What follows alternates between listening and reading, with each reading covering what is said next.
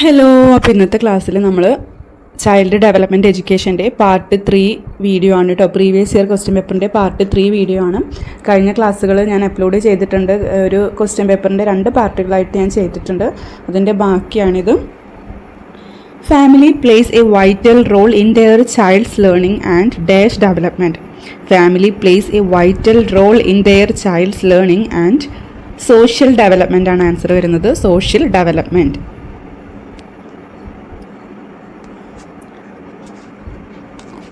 Raj says he does not want to skip school because he knows he will be punished.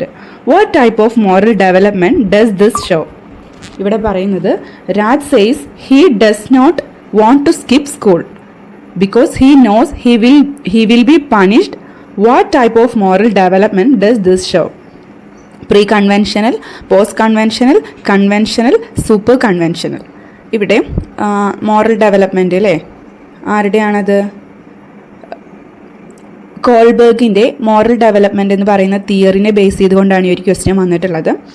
ഇവിടെ Raj avoid ചെയ്യുന്നത് skipping school to avoid punishment which reflects pre conventional moral ഡെവലപ്മെൻറ്റിനെയാണ്. അതായത് pre കൺവെൻഷനിലും post കൺവെൻഷനിലും conventional അങ്ങനെ ഒരുപാട് stages ഉണ്ടല്ലോ. അതിലൊരു സ്റ്റേജാണ് പ്രീ കൺവെൻഷനിലെ ഒരു സ്പെസിഫിക്കലി പറയുന്ന ഒരു സ്റ്റേജാണ് ഒബീഡിയൻസ് ആൻഡ് പണിഷ്മെൻറ്റ് ഓറിയൻറ്റേഷൻ എന്ന് പറയുന്നത് കോൾബർഗിൻ്റെ. ഇവിടെ എക്സ്പ്ലനേഷൻ കൊടുത്തിട്ടുണ്ട്. Raj is avoiding skipping school to avoid punishment which reflects pre conventional moral development specifically stage 1 obedience and punishment orientation in Kohlberg theory. Okay, അടുത്തത് 2 ബോക്സ് കൊടുത്തിട്ടുണ്ട്. Stages of Kohlberg's moral development എന്നും അതിൻ്റെ ഡിസ്ക്രിപ്ഷനും.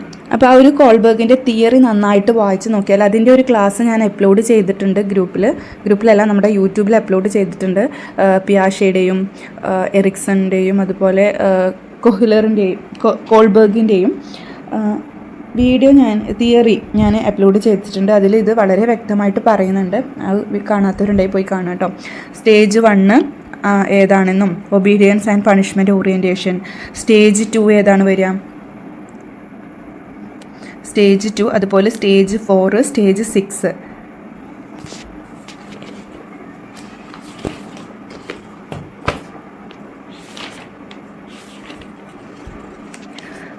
Stage 1 pre conventional ലെവലിൽ വരുന്ന stage 1 ആണ് obedience and punishment എന്ന് പറയുന്നത്. അപ്പോൾ stage 1 obedience and punishment orientation ആണ്. സ്റ്റേജ് 2 എന്ന് പറയുന്നത് അതിലെ തന്നെ പ്രീ കൺവെൻഷനൽ ലെവലിലെ സ്റ്റേജ് 2 ആണ്. അതിൽ ഇൻഡിവിജ്വലിസം ആൻഡ് എക്സ്ചേഞ്ച് ആണ് വരുന്നത്. അപ്പോൾ സ്റ്റേജ് 2 ഇൻഡിവിജ്വലിസം ആൻഡ് എക്സ്ചേഞ്ച് ആണ് ആൻസർ വരുന്നത്. സ്റ്റേജ് 3 ഇവിടെ കൊടുത്തിട്ടില്ല. സ്റ്റേജ് 4 ആണ്. സ്റ്റേജ് 4 കൺവെൻഷനൽ ലെവലിലാണ്.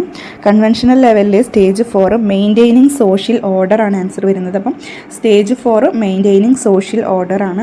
സ്റ്റേജ് 6 എന്ന് പറയുന്നത് യൂണിവേഴ്സൽ എത്തിക്കൽ പ്രിൻസിപ്പിൾസ് ആണ്. അപ്പോൾ സ്റ്റേജ് 1 ഒബീഡിയൻ ആൻഡ് പണിഷ്മെൻ്റ് ആണ്. സ്റ്റേജ് 2 ഇൻഡിവിജ്വലിസം ആൻഡ് എക്സ്ചേഞ്ച് ആണ്. സ്റ്റേജ് 4 എന്ന് പറയുന്നത് മെയിൻറ്റെയിനിങ് സോഷ്യൽ ഓർഡർ ആണ്. സ്റ്റേജ് 6 ആണ്, 5 പറയുന്നില്ല. 6 യൂണിവേഴ്സൽ എത്തിക്കൽ പ്രിൻസിപ്പിൾസ്. അപ്പോൾ ഇതിൻ്റെ ഒരു ലോറൻസ് കോൾബർഗിൻ്റെയും എറിക്സണിൻ്റെയും പിയാഷയുടെയും തിയറി ഞാൻ സ്റ്റേജസും അതിൻ്റെ ലെവൽസൊക്കെ ഞാൻ ഡീറ്റെയിൽ ആയിട്ട് അപ്ലോഡ് ചെയ്തിട്ടുണ്ട് കേട്ടോ.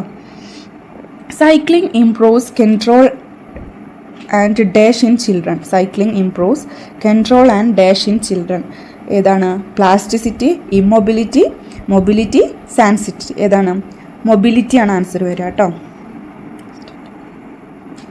Excessive exposure to sun and smoke may increase the risks of children developing medical conditions such as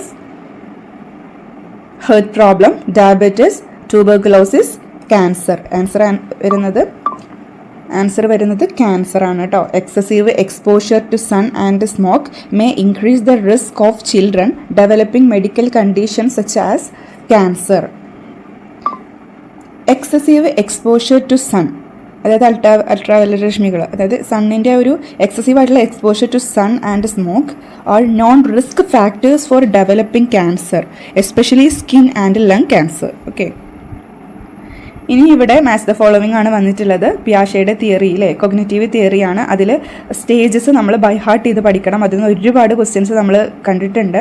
sensory motor stage, pre operational stage, concrete operational stage, formal operational stage. ഇതിപ്പോൾ ഞാൻ പറഞ്ഞതൊരു ഓർഡറിലാണ്. ഇതിൽ shuffle ചെയ്തിട്ടാണ് കൊടുത്തിട്ടുള്ളത്. Sensory motor stage first concrete ആണ്. Concrete ഏത് ages ആണ് വരുന്നത്? Sensory motor ഏതാ വരിക? 0 to 2 ആണ്. പ്രീ ഓപ്പറേഷണൽ 2 to 7ഉം അതുപോലെ കോൺക്രീറ്റ് എന്ന് പറയുന്നത് 7 to 11ഉം ഫോമൽ എന്ന് പറയുന്നത് 12 years എബോവ് ആണ്. അപ്പോൾ ആരുടെയൊക്കെ തിയറി ഞാൻ പറഞ്ഞല്ലോ, ഓൾറെഡി ഞാനൊരു വീഡിയോ അപ്ലോഡ് ചെയ്തിട്ടുണ്ട്. ജീൻ പിയാഷയുടെ തിയറിയും കോഗ്നിറ്റീവ് ഡെവലപ്മെൻറ്റ് തിയറി. അതിൽ സെൻസറി മോട്ടോർ സ്റ്റേജ് ഏത് ഇയേഴ്സാണ് വരുന്നത് എന്നുള്ളതും അതിൻ്റെ കീ പോയിൻറ്റ്സും ഞാൻ അതിൽ കൊടുത്തിട്ടുണ്ട്. അപ്പോൾ ഈ ഒരു ചാനലിൽ തന്നെ ഒരു വീഡിയോ ഉണ്ട് കേട്ടോ. അപ്പോൾ sensory motor stage 0 to 2 years ആണ്. അവിടെ ലേണിംഗ് ത്രൂ ഫിസിക്കൽ ഇൻട്രാക്ഷനിലൂടെയും ഒബ്ജക്റ്റ് പെർമനൻസിലൂടെയാണ് ഡെവലപ്മെൻറ്റ് നടക്കുന്നത്. ഒബ്ജക്റ്റ് പെർമനൻസ് ഡെവലപ്പ് ചെയ്യുന്നുണ്ട്. അതുപോലെ പ്രീ ഓപ്പറേഷണൽ സ്റ്റേജ് എന്ന് പറയുമ്പോൾ 2 to 7 years ആണ്. അവിടെ സിംബോളിക് തിങ്കിങ്ങും ഈഗോ സെൻട്രിസവും ലാംഗ്വേജ് ഡെവലപ്മെൻറ്റുമാണ് നടക്കുന്നത്. കോൺക്രീറ്റ് ഓപ്പറേഷണൽ സ്റ്റേജ് എന്ന് പറയുമ്പോൾ 7 to 11 years ആണ്. അവിടെ logical thinking about concrete events, conservation, classification. 6th അല്ലെങ്കിൽ 4th എന്ന് പറയുന്നത് ഫോമൽ ഓപ്പറേഷണൽ സ്റ്റേജ് ആണ്. 12 years above. Okay, problem solving, hypothetical thinking, abstractive thinking ഒക്കെയാണ് അവിടെ ആൻസർ വരുന്നത്. അപ്പോൾ ഇത് മാച്ച് ചെയ്തിട്ട് ആൻസർ കൊടുക്കുക. Find out the appropriate ecosystem which encompasses the interaction of the different microsystems. ഏതാണ് ആൻസർ വരുന്നത്? മെസോസിസ്റ്റം ആയിരിക്കും. അതായത് അതെ, the correct answer Mesosystem. Mesosystem refers to the interactions between different microsystems in a child's life, such as the relationship between home and school or between peers and family. It is a part of Bronfenbrenner's ecological systems theory.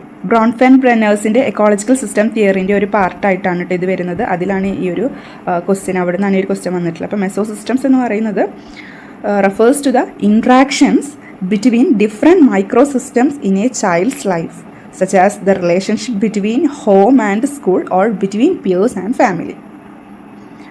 Children improve the problem solving ability through ഏതിലൂടെയാണ്? ചിൽഡ്രന് അവരുടെ problem solving ability improve ചെയ്യുന്നത് എഡ്യൂക്കേഷനിലൂടെയാണോ, ടെലിവിഷനിലൂടെയാണോ, social ഇൻട്രാക്ഷനിലൂടെയാണോ, gamification? അപ്പോൾ നമുക്ക് easy ആയിട്ട് answer ചെയ്യാം. Social ഇൻട്രാക്ഷനിലൂടെയാണ് അവരുടെ problem solving ability improve ആവുന്നത്.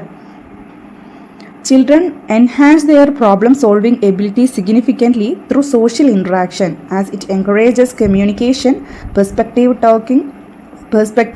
taking, and collaborative thinking.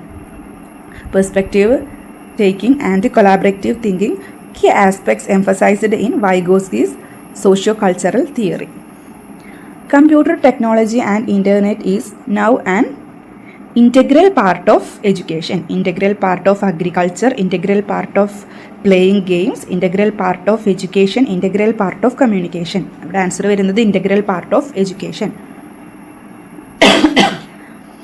Computer technology and the internet is now an integral part of education. Children of age 1 to 3 years can be classified as being in, അതായത് 1 വയസ്സ് മുതൽ 3 വയസ്സ് വരെയുള്ള ഒരു ഏജിലുള്ള കുട്ടികളെ classify ചെയ്തിട്ടുള്ളത് early ചൈൽഡ്ഹുഡാണ് കേട്ടോ. Children aged 1 to 3 years fall under the early childhood stage, which typically includes toddlers and preschoolers. Wide exposure dash better choices for children as they grow. Wide exposure promotes better choices for the children as they grow. Wide exposure dash അവിടെ promotes എന്നാണ്, better choices for the children as they grow. അതായത് ഇവിടെ answer കൊടുത്തിട്ടുണ്ട്. Okay, അപ്പോൾ ഇത്രയും questions ആണ് ഈ ഒരു ക്ലാസ്സിലുള്ളത്.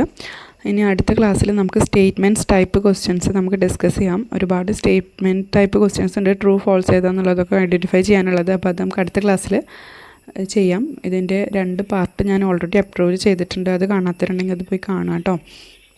എന്തെങ്കിലും ഇനി ഇങ്ങനത്തെ വീഡിയോസ് വേണമെന്നുണ്ടെങ്കിൽ നിങ്ങൾ താഴെ എന്തായാലും കമൻറ്റ് ചെയ്യാം. Thank you.